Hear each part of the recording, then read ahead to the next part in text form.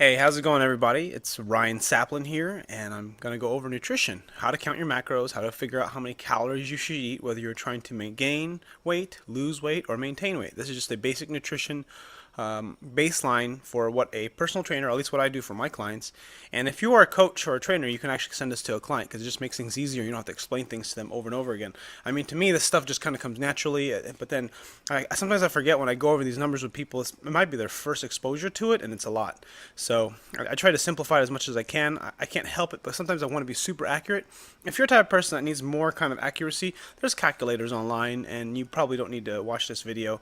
But this is a great tool to give to somebody if you just want to give them a basic idea of where they need to be. Consider these numbers are just baseline, meaning that these numbers will either be too high or they'll be too low by a small margin. And then as you diet and watch your calories and count your macronutrients, you adjust them accordingly. So if you're male, you're going to take your body weight and you're going to multiply it by 13 or 15. Now, I'm 198 pounds. Just to make my math simple, I'm just going to round up to 200. And in my case, 200 pounds. Get my calculator here. And you can do this along with me. Sometimes people who watch these videos are watching it from their iPad or they're watching it from their iPhone.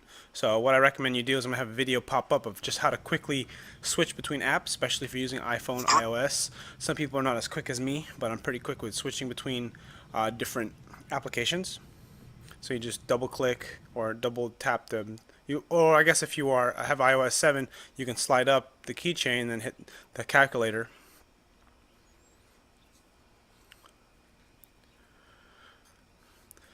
So the 13 and 15 are the numbers that you would use depending on if you're active or sedentary. 13 would be someone who's sedentary, maybe works out 3 days a week, but has a very sedentary job. 15 would be for someone who works out 5 or 7 days a week and has a fairly active job or active lifestyle, meaning that you walk around, maybe you're a waitress or waiter or some type of job where you actually have to walk and move around. If you're like an office job, you definitely want to use 13 as your baseline for multiplication. So in my case, 200 times 15 is 3,000. So 3,000 is essentially what is my maintenance calories or my predicted maintenance calories, the amount of calories it requires for me to maintain my weight. This is not, again, 100% accurate. It's just a good guideline. All right, next what you're going to do is you're going to estimate your protein requirements. All right, the most easiest and accurate way to do this is to take your lean body mass and multiply it by 1, and that's how much you would eat. If you're trying to gain weight, you'll eat more than that, more protein. But as a basic simple tutorial for this video, I want you to go ahead and just multiply it times 0.8. So in my case, I'm 200 pounds times 0.8.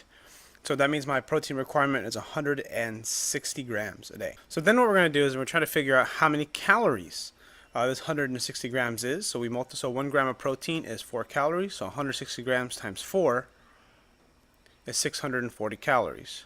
So now what we're going to do next is you're going to take your predicted maintenance calories, which you got, in my case it was 3,000, and then I'm going to subtract the 640 calories.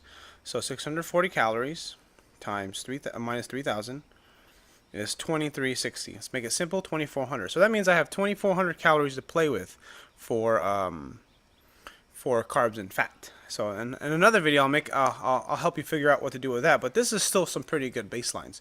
You just eat fairly healthy and you make sure that you maintain your protein requirement every day regardless of how many calories you eat, because most people don't get enough protein. And the reason why you're going to want to do this is so that you maintain muscle mass. When you eat less protein, it makes it much more difficult for you to maintain muscle. I mean, there's a lot of science and literature out there that says you don't need to, but most of us who are very sedentary don't use our muscles nearly enough.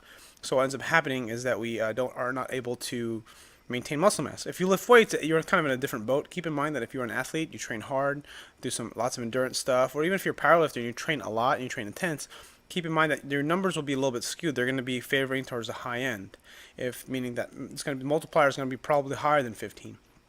And then what you're going to do then if you're very sedentary and you work out maybe once a week and then sometimes 3 days a week, you're very sporadic, then it's what's going to happen. Or if you travel a lot and you sit down a lot, what's going to end up happening is your numbers are going to be skewed down the bottom. But again, like I said, this is just a way to guide and gauge where you need to be to start off. For a lot of people out there trying to lose weight, you're going to want to get at least a 500 calorie deficit as a guide point.